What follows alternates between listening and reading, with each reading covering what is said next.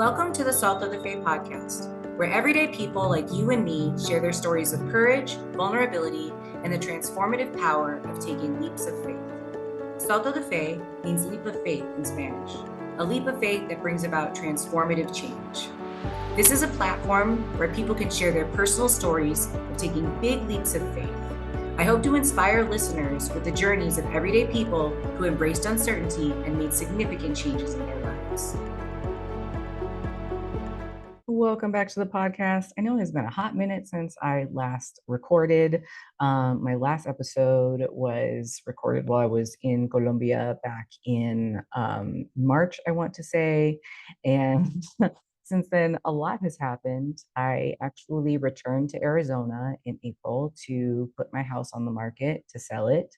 And then I returned back to Colombia and applied for a visa because I will be pursuing a really intensive 14-month long Spanish program while still running my business. And I launched my RPE eating course, and things are a little bit slower now. I successfully sold my house, which is very exciting. It's a little bit of a stressful process.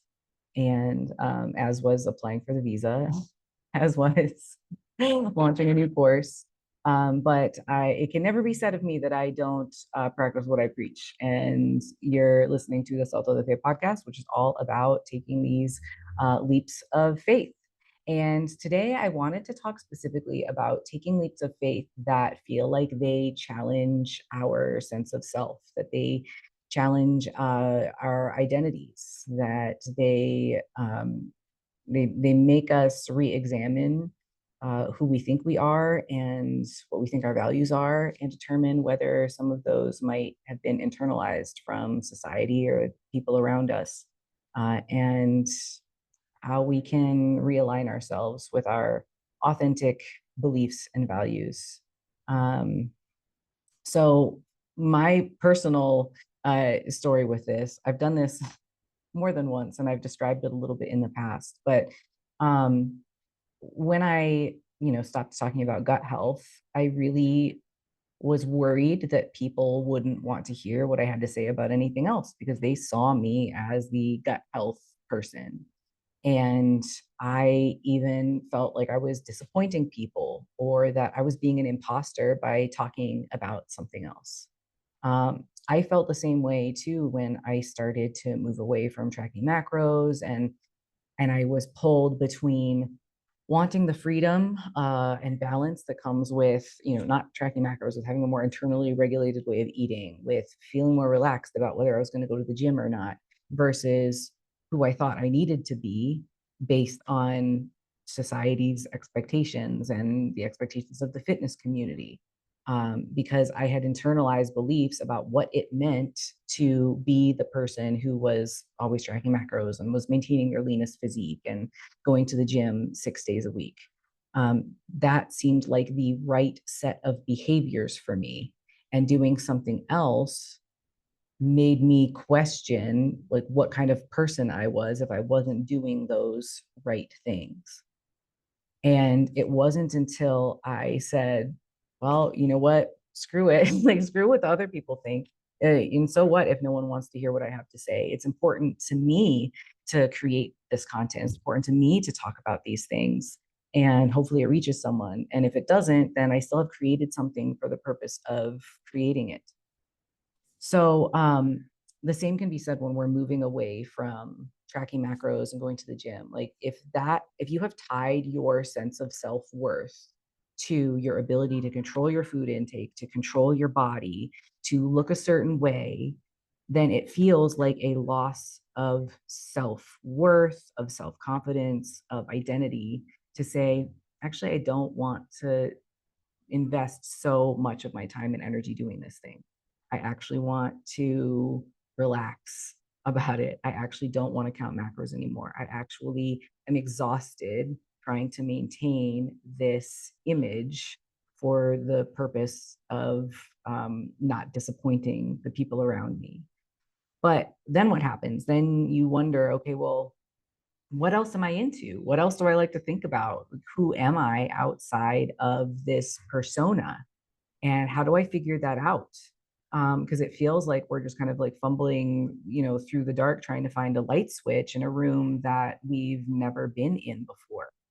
And that's really scary, especially when we all have also internalized the beliefs that doing the things that we were doing before, that was the right thing to do.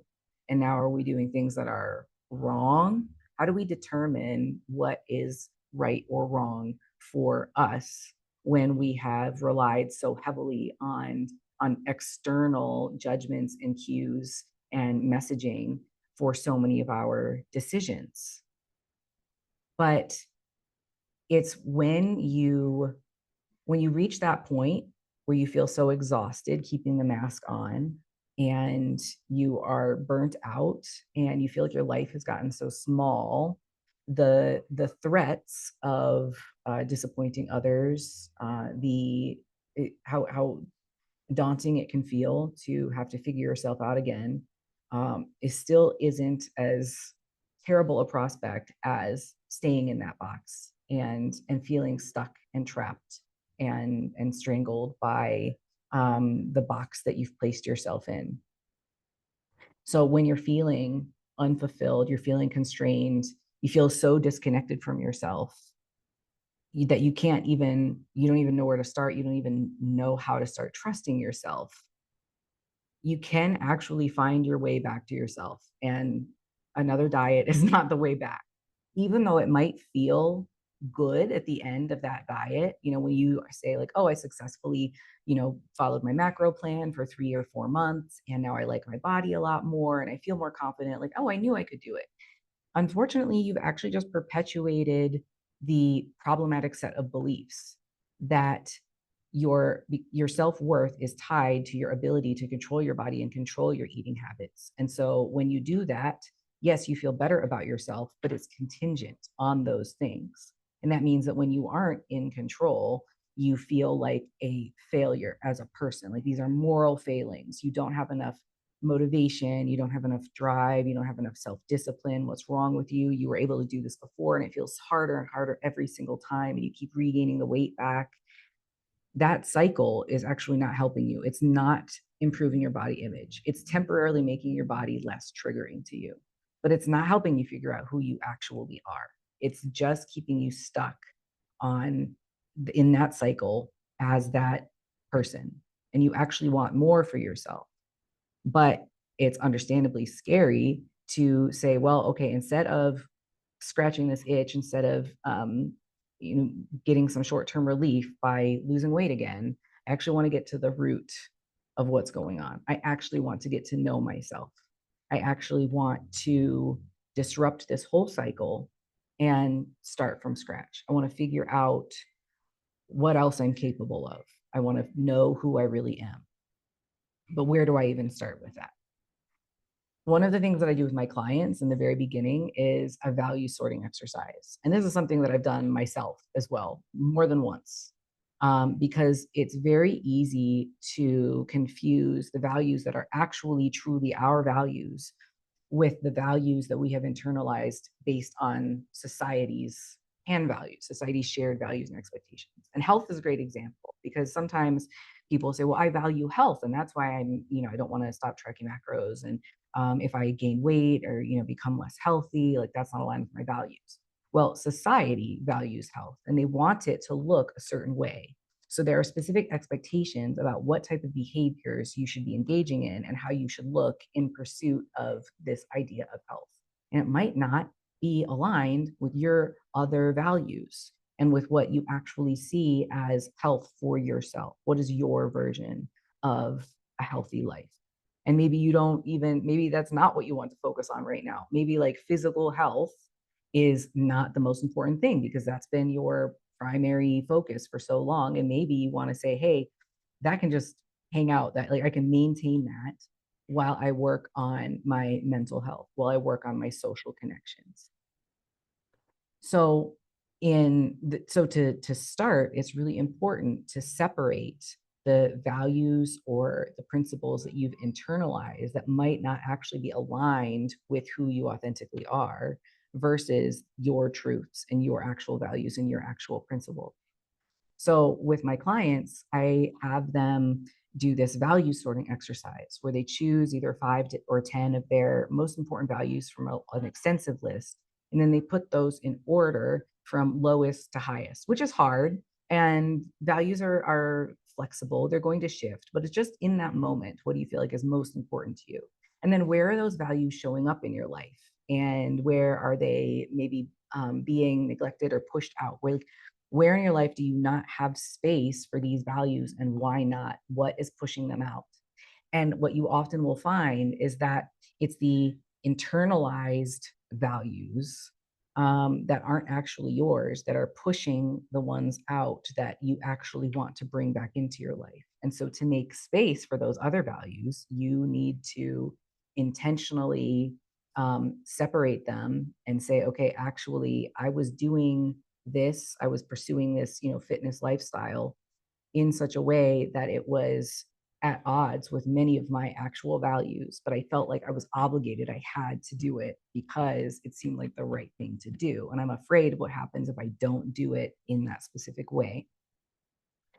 And so we talk about which values are showing up and what it looks like when they show up and how it feels when they show up. And then the ones that we want to make more space for, where can we put those? What would it look like if they were showing up? What makes it difficult to integrate them into our lives? And then the next step is that we look at behavioral patterns or cycles. And we start by identifying very similarly, like what our core important people, identities, values, the things that we hold dearest, and then the understandably difficult feelings and experiences that can come up when we are interacting with those people or we're trying to fulfill those identities.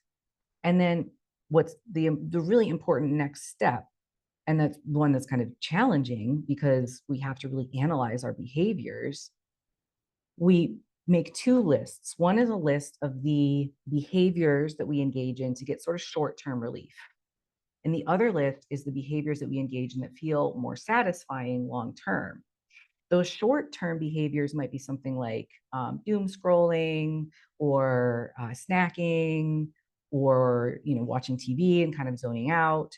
They do give us some relief from the distressing experience that we're having, but they don't actually address the issue at hand. And one other example that is a little bit sneakier because it's not so short term is using macros or calorie tracking to control your body size because being in a larger body is a difficult experience for you. So you are making your body less triggering, but you're not actually getting to the root of the issue. You're not actually getting to know yourself any better. You're not actually meeting your needs very effectively because you'll notice you have to keep doing this over and over again. And you don't actually feel that much better. You feel good about the way your body looks, but you're still very critical of yourself. So you're still very judgmental and still very attached to that appearance because it's only when you look that way that you feel that way. Those long-term satisfying moves are the ones that are a little bit more, uh, they're more challenging to engage in because they require more effort and intention and energy.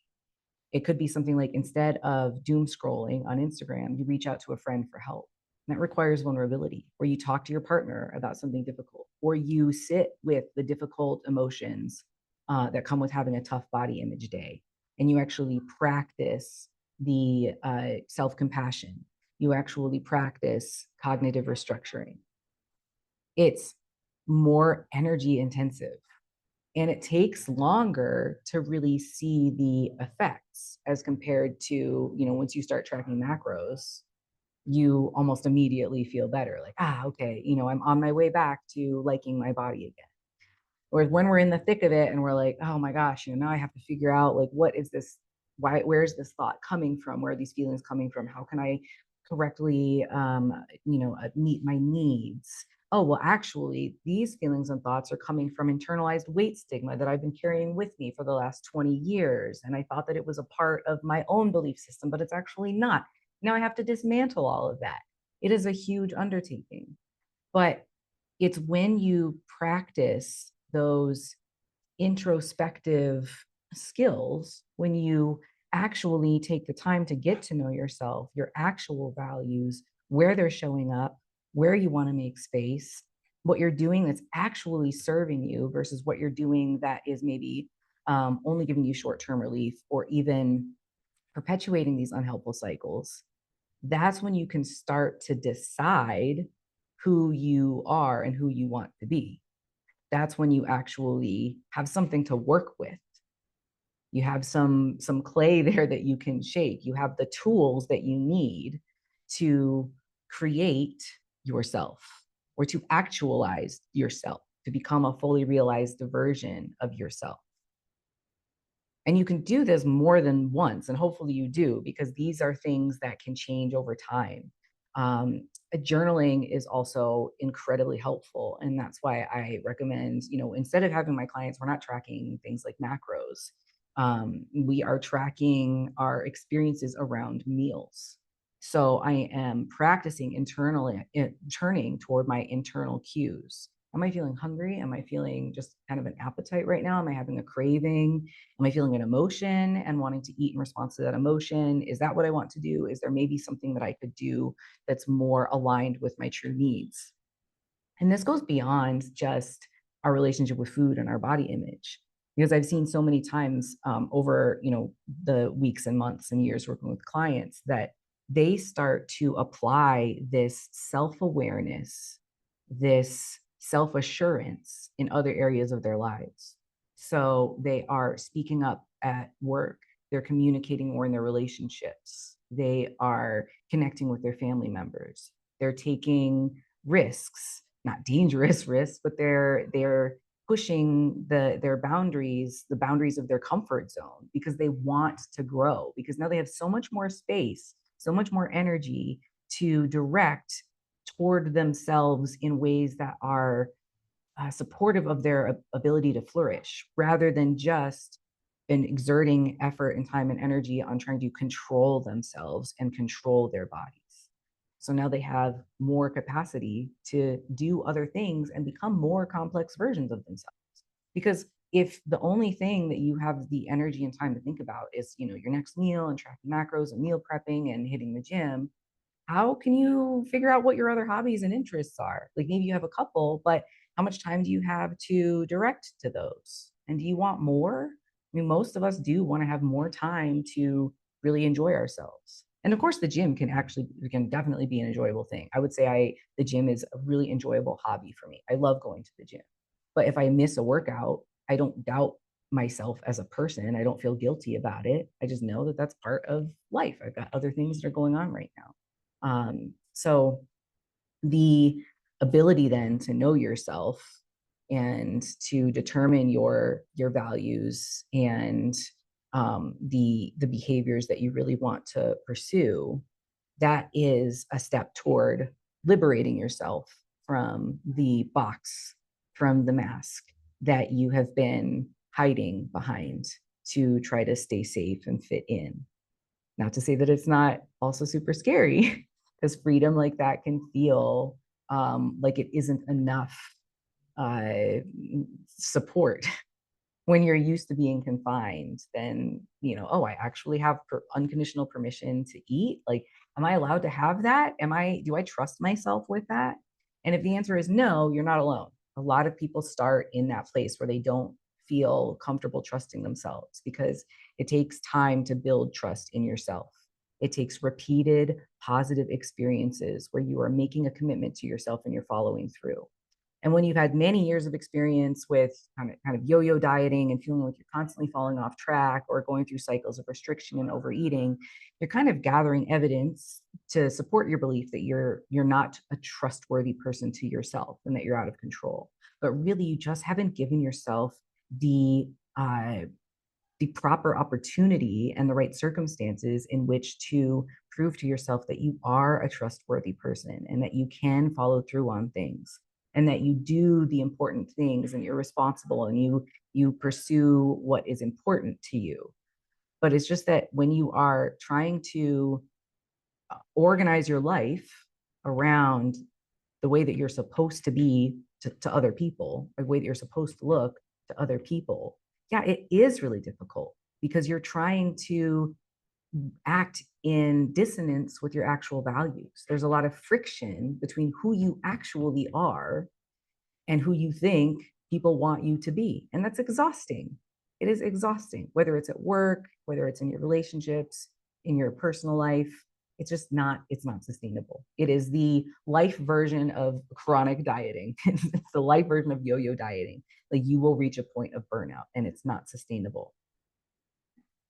So the way that I've practiced this is I have done the work of knowing my values. And one of my main values is authenticity. And I knew that I wasn't being authentic to myself when I was still continuing to do the gut health stuff. But I was like, ooh, I'm still afraid. I still don't feel ready. Yeah, I reached that point of, you know, this is maybe my opportunity because um it's not fulfilling to me. And what I'm doing is not what I'm doing in the way that is tolerable to me isn't really what other people want. And I don't want to put myself in a box to give the people what they want when I know that that's not aligned with my values. And so then it became a much easier decision. Um, and I also was able to sit with the unknown, with the uncertainty. I don't know how it's going to work out to do the RP eating course or to start a podcast. But I know myself, I know that I value curiosity and adventure and authenticity.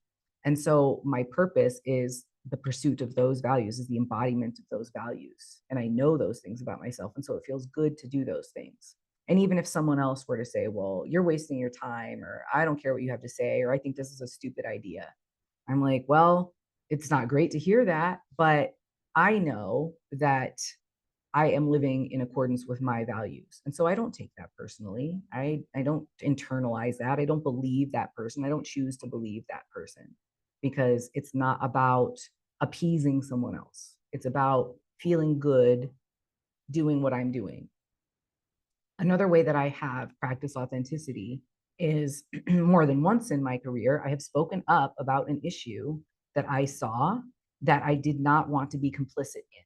There was something happening that I knew was going to be harmful to clients.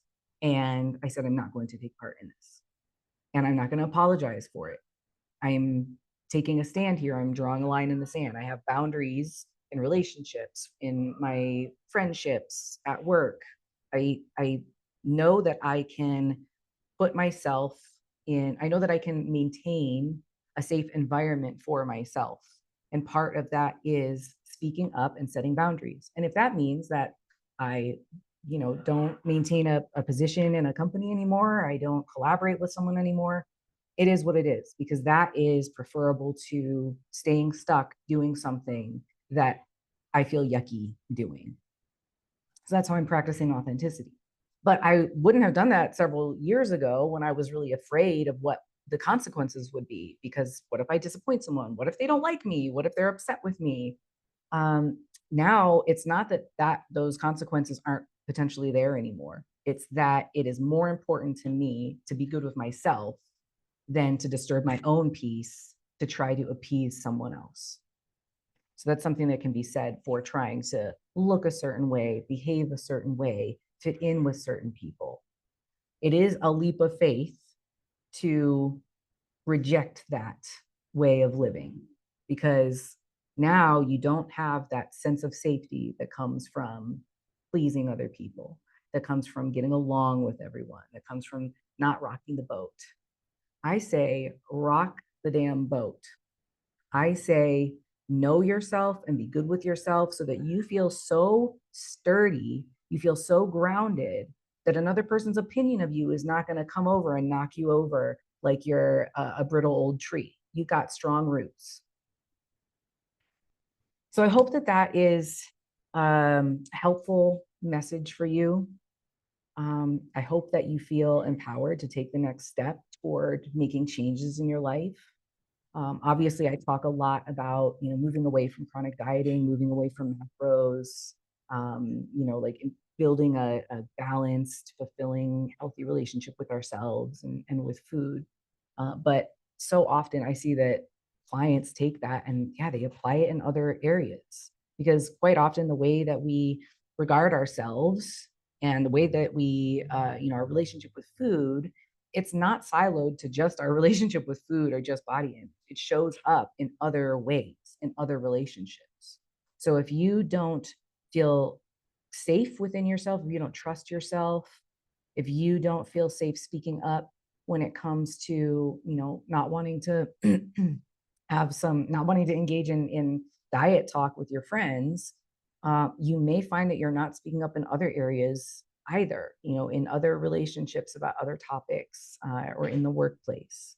And you could just be holding yourself back from a really fulfilling, exciting, flourishing life where you get to know yourself better. And what an absolute honor it is to really know yourself, and what an honor it is for other people to be able to really know you. You give them the opportunity to enjoy you. And of course, this is work that can be supported by a coach, by a mental health professional, by trusted loved ones in your lives. It can be so much harder to do this on your own. And of course, with things like journaling and the values sorting exercises, there are definitely resources out there. They're not necessarily easy to find, but that's the other thing about feeling safe with yourself and knowing yourself, is that it becomes safer to ask for help, and you start to know who you can really ask, because you know who your actual people are, because you've shown up as your authentic self.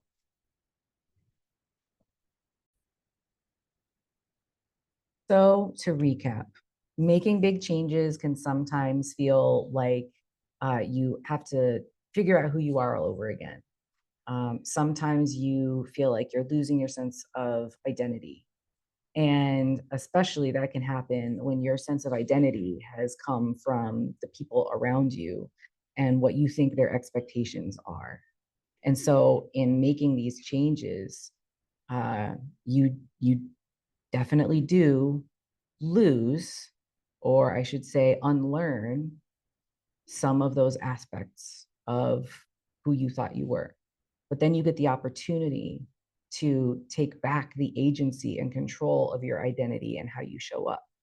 And you do that by identifying your values, by spotting those unhelpful cycles that you're keeping yourself stuck in that are based on others' internalized beliefs, and setting your own course for the life that you want to live. And I want to leave you with a quote from psychologist Lindsay Gibson. A person with secure self-esteem knows the reality of his or her inner needs and knows that those needs are worthy of fulfillment. Doubting the legitimacy of these needs undermines the very foundation of one's self-worth. So there you have it. A tried and true way to really, really feel good about yourself unconditionally is to really know who you are and what you need and how to meet your needs.